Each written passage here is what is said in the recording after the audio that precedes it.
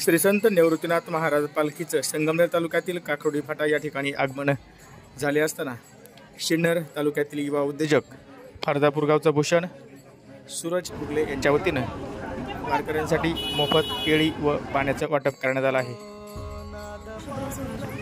आम्ही फरदापूरमध्ये राहतो। असंच विचार आला मनात की सगळ्यांना काहीतरी आपल्या हातून गेलं पाहिजे, तर पंढरपूरला जाणं शक्य नाही, तर इथे तरी आपण लोकांसाठी काहीतरी देऊ शकतो। मग आम्ही केळी आणि बिस्लरी बॉटल वाटण्याचा प्रयत्न केला आणि आनंद वाटला आम्हाला तो दिल्यानंतर।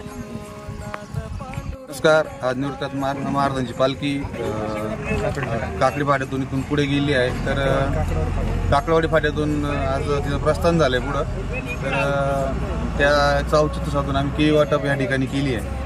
तर खूप चांगला म्हणजे जो जनसमुदाय, जो वारकरी संप्रदाय, जो काही वर्ग आहे किंवा जो काही प्रभाग आहे, याचं म्हणजे बरंच मोठं याच्या रूपाने आम्हाला देवदर्शन इथं झालं। आणि महत्त्वाचं म्हणजे आज हे सगळं तरुण वर्गाने येत उतरायचं कारण असं आहे की आपली संस्कृती आपण जपली पाहिजे, नुसती जपली पाहिजे, ती आपल्याला टिकवता आली पाहिजे। तर ह्या दृष्टीने आम्ही इथं केळी वाटपचा असा छोटासा कार्यक्रम पण घेतला।